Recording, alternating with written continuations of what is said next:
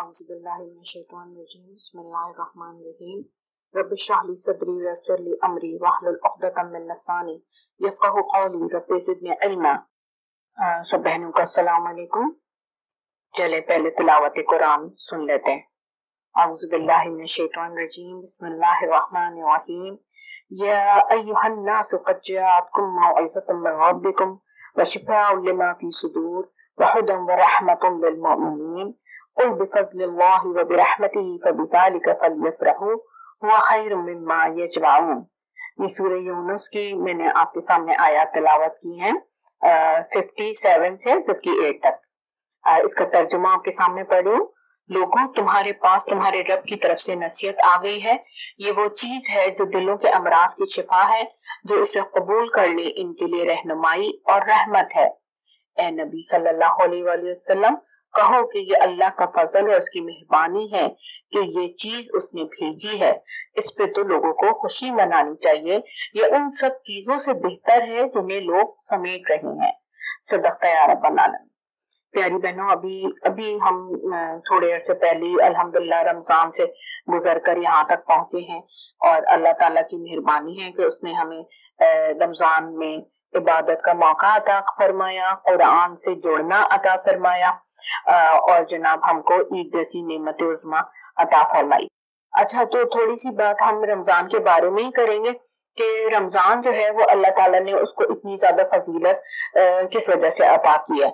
वैसे तो सबको माशाल्लाह मालूम है और रमजान से गुजर कर आए तो ये बात ज्यादा सबको पता हो गई होगी, मगर एक बार फिर याद दहानी कर लेते हैं कि अल्हम्दुलिल्लाह अल्लाह ताला ने रमजान को इतनी फजीलत जो है वो इसलिए अता फरमाई कि रमजान में अल्लाह ताला ने जो है वो कुरान जैसी नेमत, जैसे कि अभी यहाँ पर जिक्र हुआ ना, नेमत उज़्मा, अल्लाह ताला फरमाता है ये नेमत उज़्मा है अल्लाह ताला की तरफ से अपने बंदों के लिए। अल्लाह ताला फरमाता है और रहमान अल्लमल कुरान, यानी रहमान ने जो तुम लोगों को कुरान अता किया उससे बड़ी कोई नेमत ही नहीं है। और यहाँ भी जो अभी हमने आयात पढ़ी है उसमें भी अल्लाह ताला फरमा रहा है कि जो मैंने नाजिल की है चीज, यानी ये रहनुमाई और हमारे लिए कुरान पाक जो अल्लाह ताला ने हम पर नाजिल किया है, इससे ज्यादा तो रहमत और बरकत वाली चीज कोई होनी ही नहीं चाहिए और सबसे ज्यादा खुशी और इत्मीनान का बायस होना चाहिए हमारे लिए कुरान। तो अल्लाह ताला ने जाहिर है कुरान की वजह से ही रमजान को माशाल्लाह इतनी ज्यादा फजीलत अता फरमाई। और रमजान में जो है वो एक रात भी आती है जिसको हम लैलतुल कद्र कहते हैं और उसमें आपको पता है कि उसमें जो है ना अल्लाह ताला उस रात जो है तमाम आमाल को हजारों गुना अहमियत देता है ना, कि आप जो भी इबादत करेंगे वो ऐसी होगी जैसे आपने हजारों गुना इबादत की।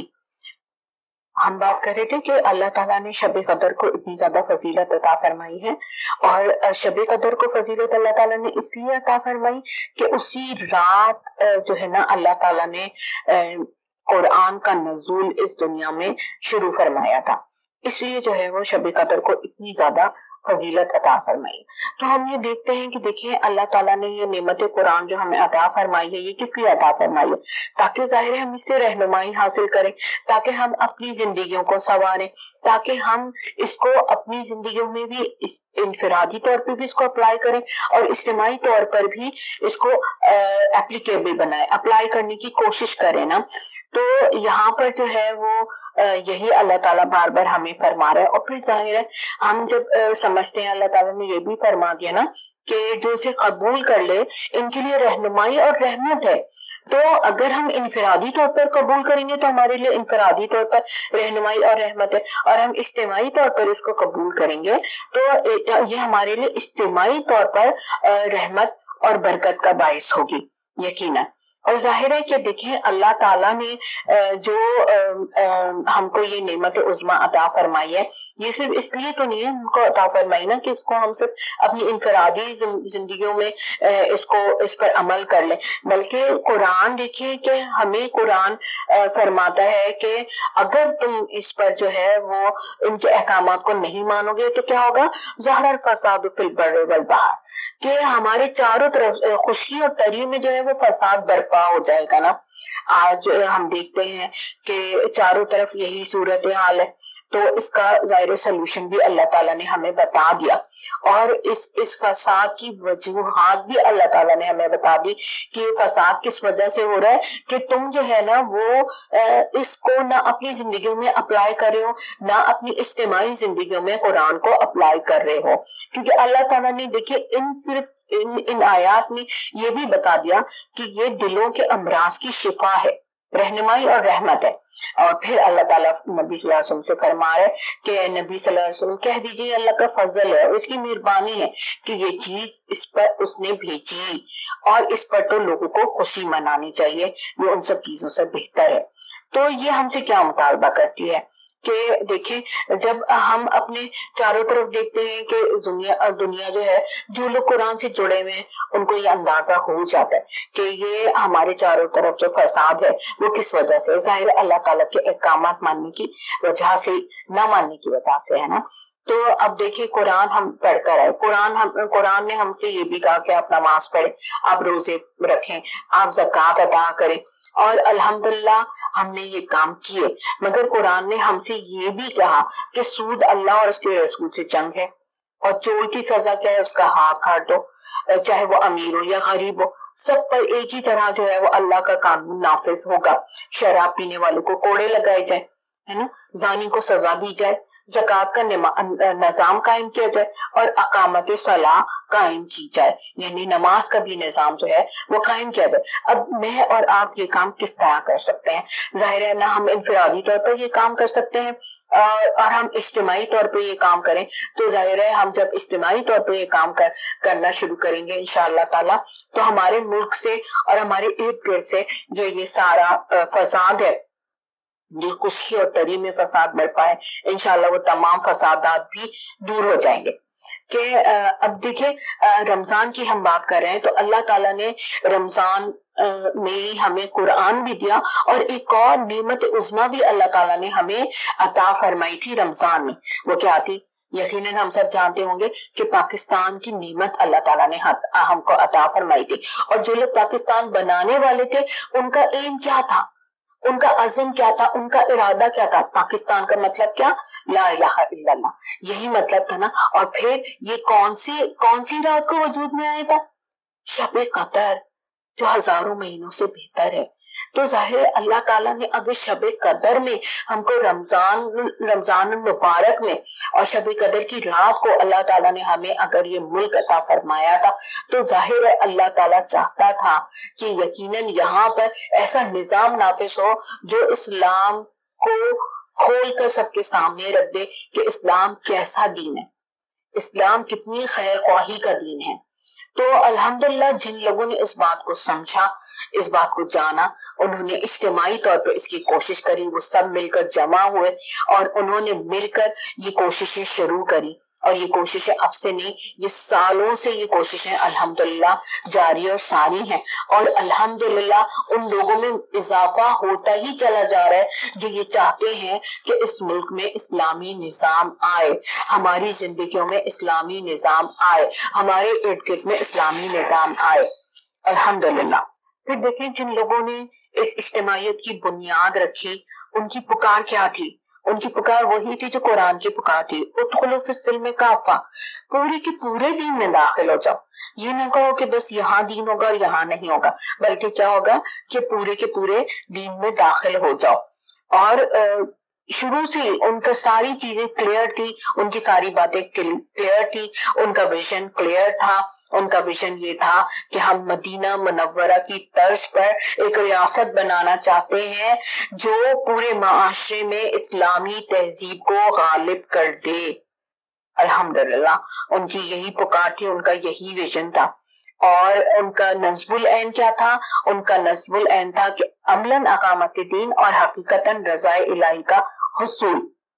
یہ ان کا نصب العین تھا جس پر الحمدللہ ان کی آنکھیں آج تک بھی گڑی ہوئی ہیں کہ وہ جو کام بھی کرتے ہیں ان کو اس دنیا میں کامیابی ملے نہ ملے، مگر وہ یہ دیکھتے ہیں کہ ہم اللہ کے ہاں سرخرو ہو جائیں. بس ان کا ایجنڈا یہ ہے. پھر وہ یہ چاہتے ہیں کہ پاکستان جو ہے وہ اسلامی پاکستان ہو اور خوشحال پاکستان. میری بہنوں، کیا ہم سب یہی نہیں چاہتے؟ آج ہم پاکستان کی موجودہ حالت سے کیا مطمئن ہیں؟ ہرگز بھی نہیں. ہم سب چاہتے ہیں, لوگ یہاں سے مائگریٹ کر کر کے دوسرے ملکوں میں جا رہے ہیں. کس وجہ سے جا رہے ہیں, ہے نا؟ لوگ کینیڈا کی طرف جا رہے ہیں, لوگ دبئی کی طرف جا رہے ہیں, لوگ اور دوسری جگہوں پہ جا رہے ہیں. کیوں جا رہے ہیں؟ اس لیے کہ وہ یہاں سے بہتر ہے نا. وہاں ڈسپلن زیادہ ہے, وہاں قانون کی جو ہے وہ رکھوالی ہوتی ہے نا. وہاں صحت اور تعلیم کے بہتر مواقع موجود ہے. تو آخر ہم کب تک اس طرح فرار حاصل کرتے رہیں گے, اور ہماری اگلی نسلیں کہاں پلیں گی بڑھیں گی؟ رہنا تو ہم نے یہیں پر ہے.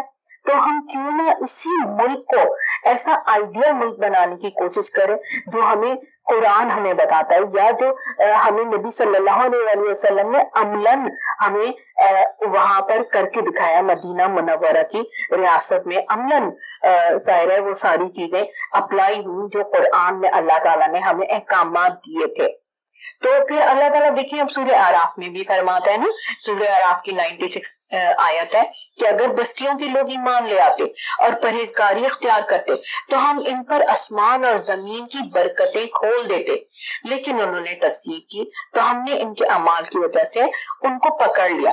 اب دیکھیں, اگر ہم اللہ تعالیٰ کے احکامات کو ٹالتے ہیں, نبی صلی اللہ علیہ وسلم کے طریقے زندگی کو چھوڑتے ہیں, تو ہم کیا کرتے ہیں؟ ہم دراصل وہ اللہ کے احکامات کو ڈیگریڈ کرتے ہیں, نیگلیکٹ کرتے ہیں, ڈیگریڈ کرتے ہیں. تو کیا ہم یہ سب کچھ کر کے ہم فلاح پا سکیں گے؟ نہیں. تو اب دیکھیں کہ جو جماعت اسلامی جو اپنا ایجنڈا پیش کرتی ہے, ان کا ایجنڈا کیا ہے؟ وہ کیا چاہتے ہیں نا, وہ اس ملک کو ہی سنوارنا چاہتے ہیں, اس اپنے وطن کو ہی سنوارنا چاہتے ہیں نا. تو پھر ان کا ایجنڈا کیا ہے؟ اسلامی پاکستان, خوشحال پاکستان, میں نے آپ کو بتا دیا. اور ان کا جو ہے وہ چاہتے ہیں کہ یہاں پر جو ہے نا ہمارا سوشل ویلفیئر ایجنڈا یہ ہے کہ یہاں بدامنی کا خاتمہ, مہنگائی کا خاتمہ, نظامی تعلیم کی بہتری ہو, اور 6 بڑی بیماریوں کا مفت علاج ہو, روزگار سب کے لیے ہو, اور توانائی کے بحران کا خاتمہ ہو. الحمدللہ دیکھیں یہ وہ ساری چیزیں جو ہمارے وطن کو سنواریں گی انشاءاللہ تعالی. پھر دیکھیں ہم دیکھتے ہیں کہ جو لوگ یہ باتیں کرتے ہیں عملاً ان کی زندگی کیسی ہے نا, ہم ان کی زندگیوں کو بھی چھانتے ہیں نا. تو الحمدللہ یہاں کے جو لوگ تھے, جو جب بھی کبھی بھی کسی دور میں بھی اسمبلیوں میں پہنچے, قومی اسمبلیوں میں, صوبائی اسمبلیوں میں پہنچے, تو جب یہ پہنچے, جب سے اب تک جو ہے ان کی کارکردگی جو ہے وہ الحمدللہ 50% سے کبھی کم نہیں رہی. کبھی ایسا نہیں ہوا کہ انہوں نے کبھی کوئی اچھے کام نہ کیے ہوں, اور جس کام کے لیے ان کو عوام نے ان اسمبلیوں میں بھیجا انہوں نے ان کے مسائل پر بات نہ کی ہو, کبھی ایسا نہیں ہوا. اور الحمدللہ پچھلی حکومت میں تو ان کی کارکردگی جو ہے وہ 75% سے بھی زیادہ رہی الحمدللہ. پھر ہم اجتماعی طور پہ اس جماعت کا جائزہ لیتے ہیں کہ الحمدللہ یہ جماعت جو ہے وہ عصبیت سے پاک ہے, موروثیت سے پاک ہے. یہاں ایسا نہیں ہوتا کہ اگر باپ نے جماعت بنائی ہے تو اس کا بیٹا ہی اگلا آئے گا, جیسے کہ ہم اور جماعتوں میں دیکھتے ہیں, ہے نا. کرپشن سے پاک ہے. یہاں پر کسی فرد پر بھی الحمدللہ کرپشن کا الزام نہیں ہے نا. اور یہ صرف ہم یہ بات نہیں کہہ رہے, بلکہ آپ دیکھیے گا اس کی بھی گواہیاں موجود ہیں, ہے نا. پھر دیکھیے کہ ان لوگوں نے بغیر اختیارات اور بغیر اقتدار کے اپنے محدود وسائل کے ساتھ جو ہے وہ کتنا کام کیا نا.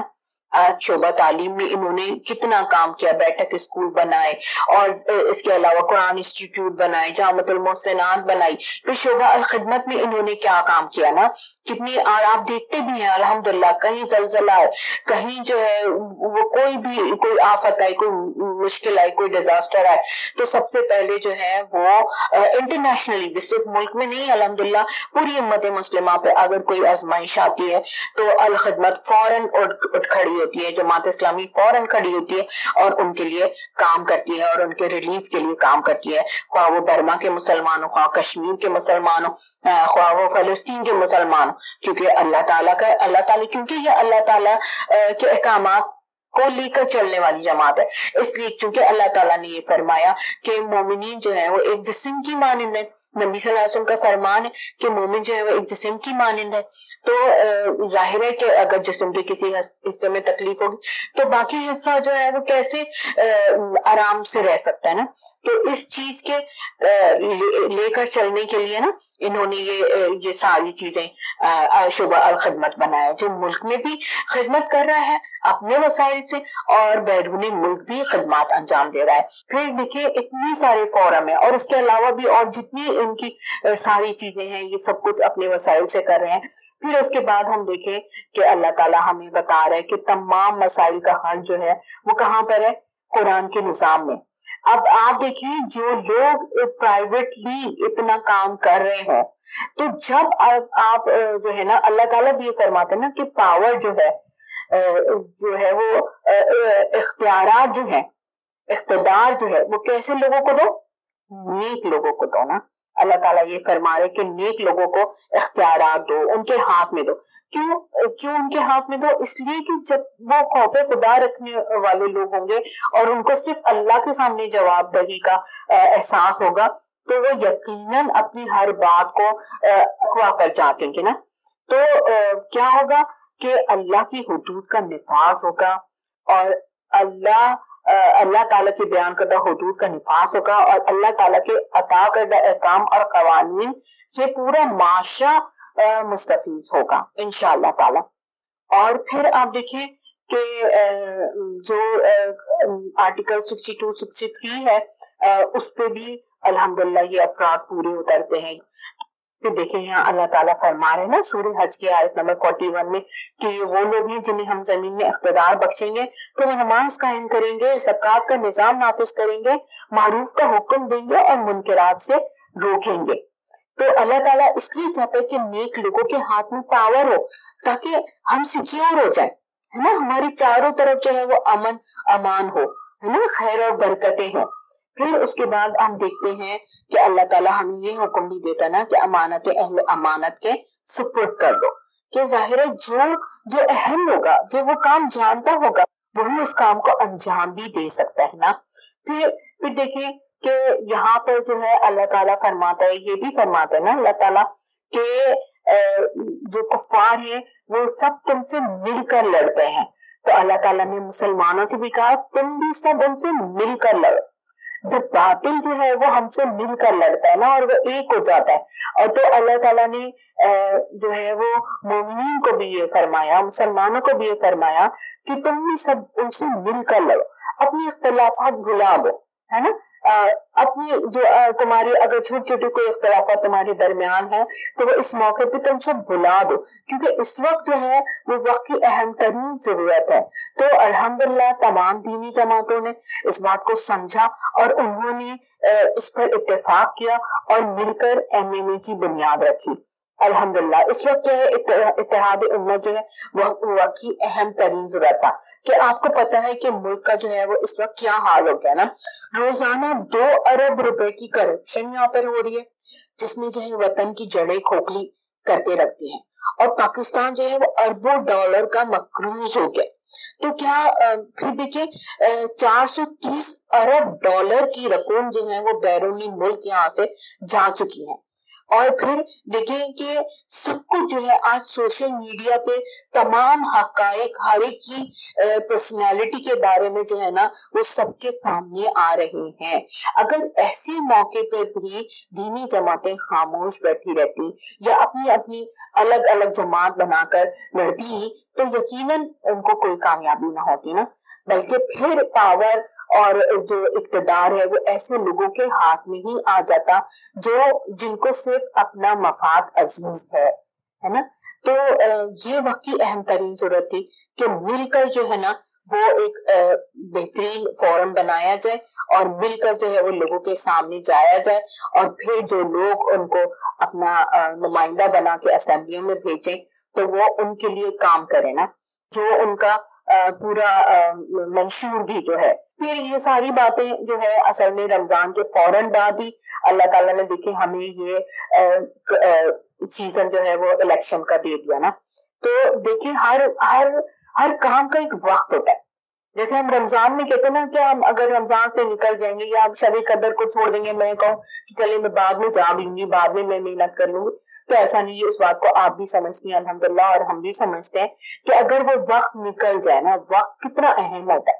آپ دیکھیں جس پھل کی کاشت کا جو موسم ہوتا ہے، اگر اس کو اس وقت میں لگا دیا جائے اور تھوڑی سی محنت کر لی جائے تو اللہ تعالیٰ، چونکہ وہ اس کا موسم ہوتا ہے، تو اللہ تعالیٰ اس کو برابر کر لیتے ہیں، اس محنت کو قبول کر لیتے ہیں، اور وہ محنت جو ہے وہ کسان کی کام آ جاتی ہے۔ اگر یہی محنت وہ وقت گزرنے کے بعد کرے اور پسینے کی جگہ اپنا خون بھی بہائے تو کیا وہ کامیاب ہو جائے گا؟ یقیناً نہیں نا۔ یہ ہم سب کا یہی جواب ہے کہ، اور پھر دیکھیے وقت کی قدر و قیمت کیا ہوتی ہے۔ اللہ تعالیٰ نے یہ بھی فرمایا دین غالب آنے سے پہلے جنہوں نے اپنا حصہ اس دین میں ڈالا ان کی اللہ تعالیٰ کے ہاں کیا اہمیت ہے، بدری صحابیوں کی اللہ تعالیٰ کے ہاں کیا اہمیت ہے، اور نبی صلی اللہ علیہ وسلم نے کیا فرمایا تھا اپنے ان اصحاب کے بارے میں جب دین غالب نہیں تھا اور انہوں نے اس دین کے لیے جدوجہد کی تھی۔ آپ صلی اللہ علیہ وسلم نے فرمایا تھا بعد میں آنے والوں کے لیے کہ اگر تم احد پہاڑ کے برابر سونا تقسیم کر دو گے تبھی بھی تم میرے صحابہ کے مرتبوں کو نہیں پہنچ سکتے۔ تو یہ، اور پھر یہ دیکھیے وقت، آپ کو پتہ ہے نا کہ حضرت عمر رضی اللہ تعالیٰ عنہ جو ہے وہ نیکیوں میں دوڑتے تھے، تو جب وہ یہ دوڑ کرتے تھے تو حضرت ابو بکر کو اپنے سامنے اپنے آگے پاتے تھے نا۔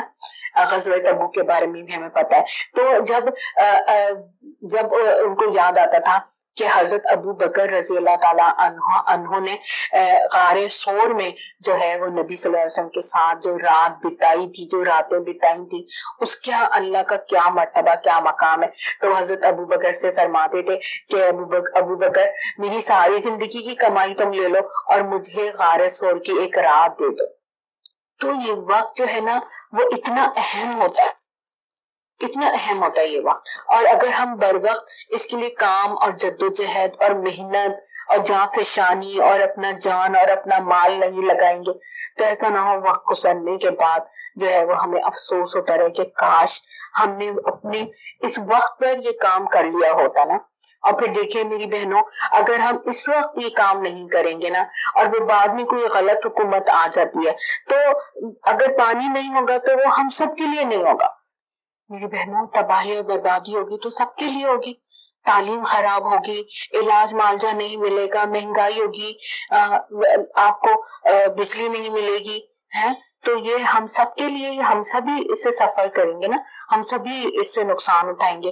تو ایسا نہ ہو کہ اس وقت ہم یہ تو خاموش بیٹھ جائیں یا ہم اس وقت جو ہے وہ اس کے لیے نہ اٹھیں اور اس کے لیے کوئی جدوجہد نہ کریں، اور ایسے نیک لوگوں کے ساتھ جو ہے وہ اپنی جدوجہد ایسے نیک لوگوں کے حق میں نہ کرے، تو ان ساری چیزوں کو نقصان تو ہم سب کو بھی اٹھانا ہی پڑے گا نا۔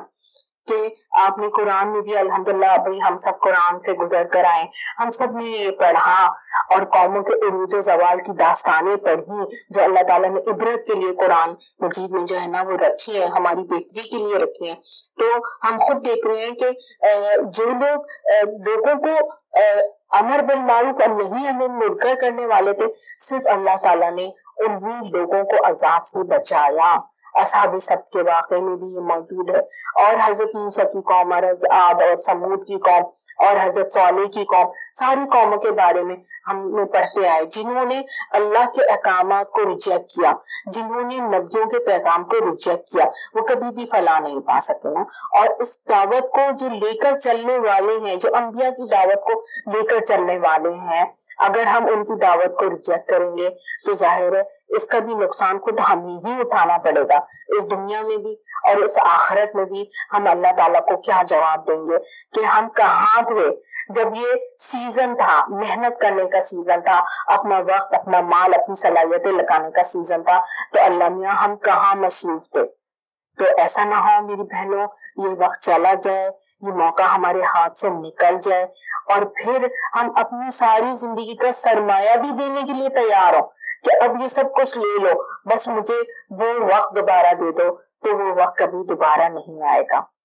تو میری بہنوں، ہم چاہتے ہیں، ہماری جماعت کا یہ ایجنڈا ہے، الحمدللہ MNA کا یہ ایجنڈا ہے کہ ہم ایک بہترین معاشرہ بنانا چاہتے ہیں۔